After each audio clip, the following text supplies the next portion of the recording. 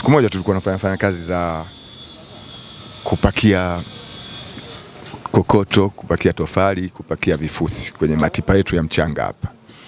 Basi siku hiyo nikastukia tu mguu wenyewe umepata short kidogo. Kwa hiyo mpaka leo mguu mmoja wa kulia umepinda au uko straight. Ni maana ulikuwa unapakia kokoto afu ikatokea? Nilikuwa napakia vifusi. Sasa baada ya kupakia vifusi, basi nikastukia mguu siku moja siku hiyo tunafanya kazi kama vile misuli ya kwenye paja na kuanzia kwenye enka huko. Misuli mpaka kwenye paja ikawa imeshika ghafla. Kwa hiyo mpaka leo ikawa ndio hivyo. Kutoka kuwa mwajiliwa katika chuo kikuu cha SUA hadi kupasua kokoto. Hii ni simulizi iliyojaa mengi kwa mzee huyu anayefahamika kwa jina la Kitwana Mdidi, mkazi wa manispaa ya Morogoro. Mzee Kitwana anafunguka namna maisha yake yalivyobadilika ghafla. Nishawahi kuwa mtumishi shirika la umma. Niliwahi kuajiriwa miaka ya 80. Niliajiriwa na SUA. Baada ya kutoka kuwa mwajiliwa hadi kuangukia kwenye kuuza kokoto, tulizulumiwa. Kwa hiyo baada ya kuzulumiwa, basi tukawa sasa tukajichanganya mitaani mjini kufanya shughuli ndogo ndogo na kuendeleza maisha. Anazungumza mambo mengi alivyotembelewa na timu ya Families Media. Mtazamaji, hapa utafahamu kisa hiki ambacho ndani yake kina maumivu, vilio na matumaini ya kuamini ya kwamba wakati wa Mungu ni wakati sahihi. Karibu katika ripoti hii ya Families Media kutokea mkoani Morogoro.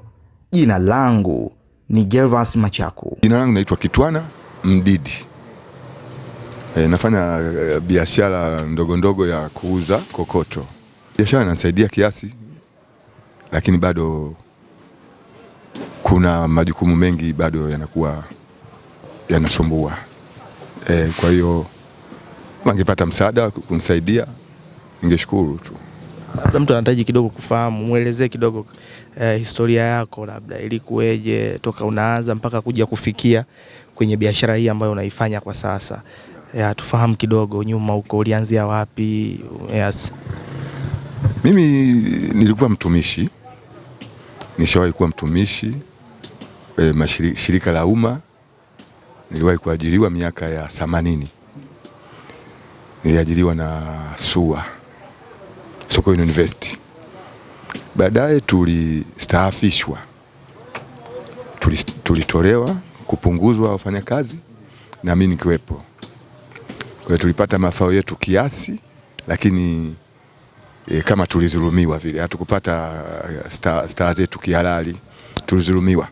Kwa hiyo baada ya kuzulumiwa, basi tukawa sasa tukajichanganya mitaani mjini kufanya shughuli ndogo ndogo na kuendeleza maisha. Kwa hiyo sasa hivi niko hapa kwenye hiyo shughuli za kugonga kokoto na uza kokoto.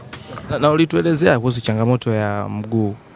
Ilikuweje? Mazingira yapi ambayo ulikutana nayo mpaka kupata hiyo changamoto? Mazingira ya mguu, sasa mguu wangu mmoja umekuwa kama umepinda kiasi. Siku moja tulikuwa tunafanya kazi za kupakia kokoto, kupakia tofali, kupakia vifusi kwenye matipa yetu ya mchanga hapa. Basi siku hiyo nikastukia tu mguu wenyewe umepata short kidogo. Kwa hiyo mpaka leo mguu mmoja wa kulia umepinda au uko straight. Ni maana ulikuwa unapakia kokoto afu ikatokea? Nilikuwa napakia vifusi. Sasa baada ya kupakia vifusi, basi nikastukia mguu siku moja siku hiyo tunafanya kazi kama vile misuli ya kwenye paja na kuanzia kwenye enka huko. Misuli mpaka kwenye paja ikawa imeshika ghafla. Kwa hiyo mpaka leo ikawa ndio hivyo. Baada ya pale ulivyoenda hospitali ikawaje? Nienda hospitali wakaniambia nikapata dawa za maumivu na dawa zingine za kutibu, lakini bado tu mguu unanisumbua. Sikuwahi kupiga x-ray sababu uwezo wenyewe ukawa bado mdogo. Kwa hiyo mpaka leo bado mguu wangu mmoja bado unanisumbua. Katika jitihada za kuhakikisha anapambana na kuhakikisha maisha yanakwenda kama kawaida, Mzee Kitwana amejikuta anaangukia katika kuuza kokoto, huku akikutana na mitihani mingi, ambapo mtihani mwingine mkubwa ni wa kupata jeraha kwenye mguu wake akiwa katika majukumu yake ya kazi. Mpaka sasa hivi ni miaka mingapi imepita toka nipate hii matatizo?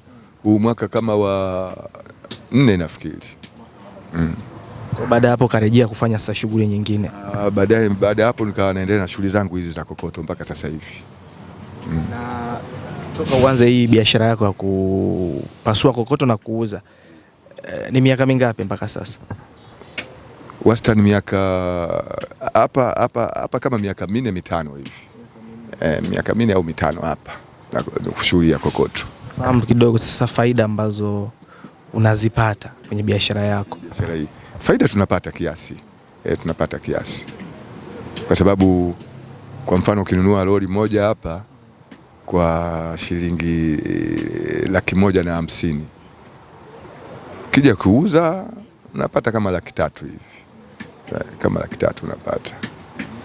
Maisha yanakuwa yanaenda vizuri. Yanakwenda, lakini ukitoa gharama zingine za utendaji wa kazi inapungua kiasi. 300,000 kamili haibaki, kwa sababu kwenye kazi hapa tuna vijana huwa tunawaajiri kwa ajili ya kutusaidia, kwa hiyo nao tunawalipa. Katika kwa mfano 300,000 hiyo unaweza kutoa labda hata 20,000 au 30,000 ukawapa ambao watu wanatusaidia kwenye biashara zetu. Na vipi kwa upande wa changamoto? Tunafahamu hakuna kitu ambacho kinakuwa kina faida bila kuwa na changamoto. Ni changamoto zipi ambazo labda huwa zinakukumba na huwa zikikukuta unaweza kusema kweli changamoto ya leo imekuwa ni ngumu kweli kweli? Zipi changamoto ambazo huwa zinakukumba? Kwa upande wetu sisi hapa kwenye kokoto changamoto zipo, lakini sio kubwa sana. Zipo changamoto, lakini huwa tunazitatua wenyewe tu. Hazina matatizo makubwa. Hatuna changamoto kubwa. Changamoto wateja huwa tunapata mara moja, mara mbili, mara tatu, wateja wapo. Kwa hiyo huwa tunapata wateja, tunauza kokoto. Maisha yanakwenda kiasi vizuri. Vipi kwa upande wa familia? Una familia ambayo inakutegemea bila shaka? Mimi familia yangu, vijana wangu karibu wote washakuwa wakubwa. Kwa sababu kijana wangu wa mwisho ana miaka 25. Kwa hiyo naye anafanya shughuli zake, basi anajitegemea kiasi, na mimi ndio huwa namsaidia kiasi. Lakini wengine hao wameshakuwa wakubwa na shughuli zao, wameoa, wameolewa, wako kwenye maisha yao. Kipi ambacho huenda kwa siku nyingi ama kwa siku za hivi karibuni huwa unatamani sana kusaidiwa ama kupewa ili kiweze kukuongezea kitu fulani? Yaani huenda labda unakaa unasema kwamba nikipata kitu hiki naweza nikasogea sehemu fulani. Kitu gani ambacho hasa wewe unatamani sana kukipata? Mimi bwana, kama kitu cha kupata sana labda kuongeza mtaji. Kuongeza mtaji. Sasa mtaji wangu mdogo. Mtaji wangu mimi labda lori moja tu ambao ni 300,000, 1,500,000. Sasa kama ningepata za ziada kuniongezea kupata labda lori 2 au 3, basi ingekuwa vizuri zaidi, ningeendelea mbele zaidi. Sana mtaji. Sasa mtaji wangu mimi mdogo, na mtaji wangu wa lori hii moja. Kwa hiyo ningepata labda lori 2 au 3 au 4, basi ningeweza kwenda mbele zaidi. Na nyumbani ni hapa Morogoro? Mimi mzaliwa Morogoro. Kabisa. Ni mwenyeji wa maeneo tofauti. Mzaliwa Morogoro. Kipi hasa ambacho unatamani kushare na watu ambao wanakutazama? Unatamani kuzungumza nao watu ambao wanakutazama hivi sasa? Kitu gani ambacho unatamani yaweza kuwaambia ama kuwaasa ama kuwashauri? Mimi nafikiri kwa jamii tufanye kazi, vijana wafanye kazi, wasikae tu labda vijiweni au kutembea. Na wasi vijana wafanye kazi, kwa sababu wasichague kazi yoyote, mradi unapata riziki kwa Mwenyezi Mungu, basi ni kazi. Wasikae tu kijiweni kupoteza muda. Na vijana wanatakiwa ndio wawe watu wa kwanza kwenye kazi. Wapo watu ambao waga wanavunja moyo. Unakuta unaweza kuwa unafanya jambo, anakuja anakuvunja moyo. Ishawahi kukutokea hiyo? Mimi kwa kweli kwenye shughuli zangu hakuna. Na unawaambia vipi wale watu ambao huwa wanaamini tu katika kazi zile za tunaweza tukasema kwamba nyepesi nyepesi, yani wanataka hela ya haraka haraka, yani jambo jepesi hela nyingi. Unawaambiaje? Inategemea kama kuna kazi ambayo unafanya nyepesi hapa unapata hela nyingi, basi ni vizuri tu, mradi isiwe kazi ya haramu, iwe kazi halali.